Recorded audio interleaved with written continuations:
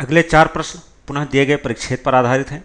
परिच्छेद में कार्बन उत्सर्जन पर नियंत्रण की बात की गई है, बड़ा समसामयिक मुद्दा है। हम सीधे प्रश्न पर आते हैं। प्रश्न संख्या 56। 2 कथन दिए गए हैं और आपको यह बताना है कि दोनों कथनों में से कौन सा कथन सही है या दोनों सही हैं, दोनों सही नहीं हैं। कथन 1, भारत का जैव ईंधन पर करारोपण इसकी पर्यावरणीय चिंताओं पर आधारित है। कथन 2, भारत में अप्रत्यक्ष कार्बन कर हाल ही की परिघटना है। यदि इस प्रश्न के उत्तर के लिए हम परिच्छेद पर विचार करें तो पता चलता है कि कथन 1 गलत है, क्योंकि पर्यावरणीय चिंताओं को प्राथमिक प्रेरणा नहीं माना गया है करारोपण के लिए।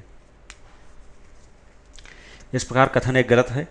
कथन 2 सही है, क्योंकि भारत में अप्रत्यक्ष कार्बन कर हाल ही की परिघटना है, जैसा कि परिच्छेद में उल्लिखित है। यदि इस पंक्ति का संदर्भ लें परिच्छेद के कि भारत में अनुदान से जैव ईंधनों पर करारोपण एक नवीन परिवर्तन की दिशा, अर्थात पहले जैव ईंधनों पर अनुदान दिया जाता था, अब करारोपण किया जा रहा है, जो निश्चित रूप से राजस्व और सूक्ष्म आर्थिक विचार से संबंधित है, लेकिन ये भी क्रमिक रूप से जलवायु परिवर्तन पर प्रभाव डालती है।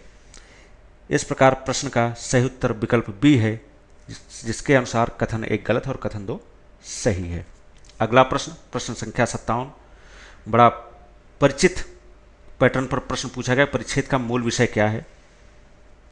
4 विकल्प दिए गए हैं। विकल्प ए, कार्बन उत्सर्जन के नियंत्रण के लिए भारत का प्रयास। विकल्प बी, हरित साख में वृद्धि के लिए भारत का प्रयास। विकल्प सी, पेट्रोल और डीजल पर करारोपण द्वारा कार्बन उत्सर्जन पर नियंत्रण। विकल्प डी, कार्बन उत्सर्जन पर कर वृद्धि के प्रभाव का आकलन।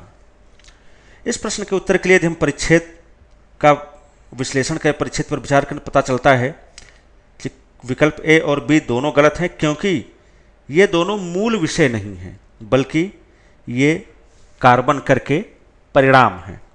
विकल्प डी भी गलत है, क्योंकि विकल्प डी का परिच्छेद में उल्लेख नहीं किया गया है, अर्थात इसकी विषय वस्तु परिच्छेद की विषय वस्तु से बाहर है। विकल्प सी प्रश्न का सही उत्तर है, क्योंकि परिच्छेद मुख्यतः कार्बन कर से संबंधित चिंता का उल्लेख करता है और यह का बताता है, स्पष्ट करता है कि किस प्रकार पेट्रोल और डीजल पर लगाए जाने वाले करों और शुल्कों से कार्बन उत्सर्जन से निपटने में सहायता मिलेगी, अर्थात कार्बन उत्सर्जन को नियंत्रित किया जा सकेगा। इस प्रकार प्रश्न का सही उत्तर विकल्प सी है। अगला प्रश्न, प्रश्न संख्या 58। पुनः 2 कथन दिए गए हैं और आपको यह बताना है कि दोनों कथनों में से कौन सा कथन सही है, या दोनों सही है या दोनों ही सही नहीं है। कथन 1, ग्रीन हाउस गैसों के तीसरे बड़े उत्सर्जक देश के रूप में भारत पर उनके उत्सर्जन पर नियंत्रण हेतु विकसित देशों का दबाव है। कथन 2, वर्तमान में भारत ने उत्सर्जन सीमित करने हेतु कोई लक्ष्य तय नहीं किया है। इस प्रश्न के उत्तर के लिए यदि हम परिच्छेद पर विचार करें तो पता चलता है कि कथन 1 गलत है, क्योंकि परिच्छेद में कहीं भी यह उल्लेख नहीं किया गया है कि भारत पर उत्सर्जन कटौती के लिए विकसित देशों का दबाव है। परिच्छेद में केवल यह कहा गया है कि जलवायु परिवर्तन की दिशा में वैश्विक पहल के परिप्रेक्ष्य में आवश्यक रूप से महत्वपूर्ण है, क्योंकि ग्रीन हाउस गैसों के तीसरे सबसे बड़े उत्सर्जक के रूप में भारत से लक्ष्य प्राप्ति की दिशा में योगदान देने हेतु देखा जाता है, अर्थात भारत से अपेक्षा की जाती है, लेकिन कोई दबाव नहीं विकसित देशों का। और इसी पंक्ति के संदर्भ से कथन 2 भी सही है कि भारत ने अभी उत्सर्जन सीमित करने का कोई लक्ष्य नहीं तय किया हुआ है, यद्यपि भारत से ऐसी अपेक्षा की जा रही है। तो प्रश्न का सही उत्तर विकल्प बी है।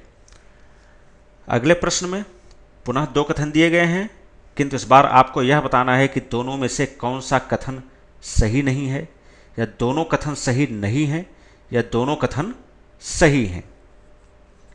प्रश्न पूछा गया परिच्छेद के अनुसार उपयुक्त कथनों में से कौन सा से कथन सही नहीं है।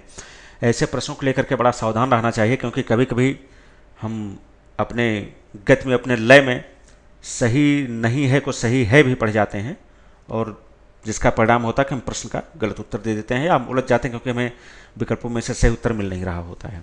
तो सावधान रहें। हम प्रश्न के उत्तर के लिए परिच्छेद की बात करते हैं। प्रश्न संख्या 59 है। इस प्रश्न के उत्तर के लिए हम परिच्छेद पर विचार करने पता चलता है दोनों ही कथन गलत हैं, क्योंकि परिच्छेद में कहीं भी इस बात की तुलना नहीं की गई है, इस बात का उल्लेख नहीं किया गया है कि भारत अन्य देशों की तुलना में कार्बन उत्सर्जन पर अधिक कर लगाता है, अर्थात भारत कितना कर लगाता है, अन्य देश कितना कर लगाते हैं, इसकी कोई इसका कोई तुलनात्मक ब्यौरा नहीं दिया गया है परिच्छेद में। कथन 2 भी गलत है। इसके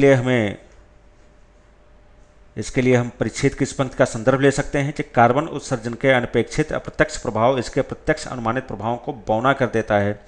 उपलब्ध उच्च आकलन के अनुसार संकुलन और वायु प्रदूषण से संबंधित प्रभाव में मौसम परिवर्तन का प्रभाव केवल 7% है। इससे पता चलता है कि दोनों ही कथन सही नहीं हैं, इसलिए प्रश्न का सही उत्तर विकल्प सी है।